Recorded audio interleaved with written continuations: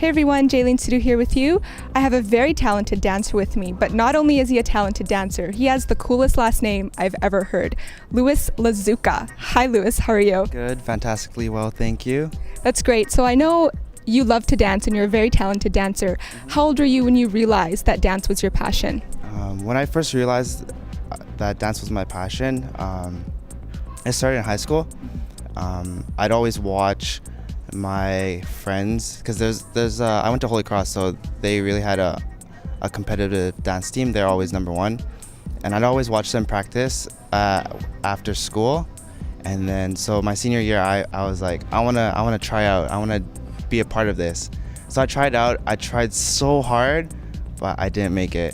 So and then I didn't let that discourage me. I just kept trying, and then it was only this year that I actually took it very seriously, and then I said I'm just gonna give it my all. And then right now I'm in a competitive team with Praise Team, and it's been going really well.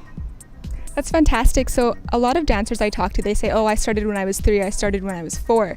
But the fact that you took a loving for it when you were in high school, must show that you have some natural ability to move. Mm-hmm. It's more of like, to be honest, I could not dance on beat. Like, it was so difficult for me. It's more than talent. It was more like a passion that kept me going. Because like, for me, I really had to work hard in order to get to where I was. I'd always see my friends and I'd see them and it would be so easy for them. But for me, it was just really something I really wanted to do, so I just went for it. You said you were part of a competitive team, and you guys have a show coming up, so talk a little bit about that. Okay, so I have a ticket here. Cool. I'm giving it out to Close Look. It's called Signed, Sealed, Delivered. It's June 4 and 6. It's going to be at Chandos Patterson. It's something that we do every year at Praise Team. It's pretty much like watching a movie. And it's good because it gets everyone involved, even the little kids. And I'm teaching little kids right now, so I went from being learning dance, and then now I'm teaching dance. So it's going to be really fun. That definitely sounds really exciting, and I know that's coming up, so that probably took a ton of hours of practice. We're really going through it right now. But I know, as much as you'd love to dance 24/7, you don't. You're also in school. So where do you go and what are you studying? Right now I'm in Kwantlen. I'm trying to go to SFU to pursue a career in dental hygiene. Maybe I'll move to Toronto because it's easier there, but we'll see how it goes. So dental hygiene and dance, have you ever thought of how you're going to incorporate those with each other? How you're going to kind of let them mesh in your life? I really like the music part of dance, so for being in the office, I'd always pick the right songs to drill to. So you'd pick your favorite song to kind of give somebody a root canal, is that what you're saying? Yeah, of course. That sounds good. So in 10 years from now, when you get your degree and you're working as a dental hygienist, will you still be dancing? Yeah, of course. I really like.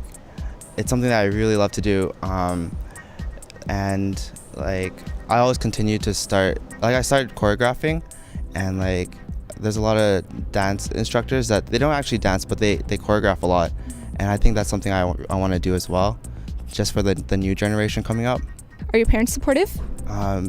They are very supportive, actually. At first they didn't think it was something that I like to do, and there's a point where dance came in front of school, because like you have to put a lot of hours into it and you have to put a lot of hard work in practicing, and then they weren't too happy about that. But then as soon as like I kept going, it started to get easier, and then I was able to balance between school and dance, and like I was able to show them that it's really something that I like to do. So they were really supportive in going to my shows and letting me like compete in Seattle. My first competition was in Seattle, and then I was really scared, and then we ended up winning first place platinum, so top score overall. So they're really proud of me for that. and yeah, they're supportive. I know that must have been such a great feeling to win first place at your first competition, but it's great because you've learned to manage your time, and the fact that you can make time for dance, which is something you love, is really great. I want to ask you, there's a lot of our viewers who are aspiring dancers and maybe aspiring dental hygienists, I don't know. Do you have any words of inspiration for them? If there's really something that you want to do, if you're passionate about it and if you are willing to put down the hard work, there's really nothing that can stop you but yourself. Like even me being discouraged, that was like the biggest problem, because you'd always compare yourself to others, because everyone dances in my group of friends, and like you just have to look at your skills and like how much you really want it, and if you want it, then go for it, and then just really work hard, because you can do whatever you want.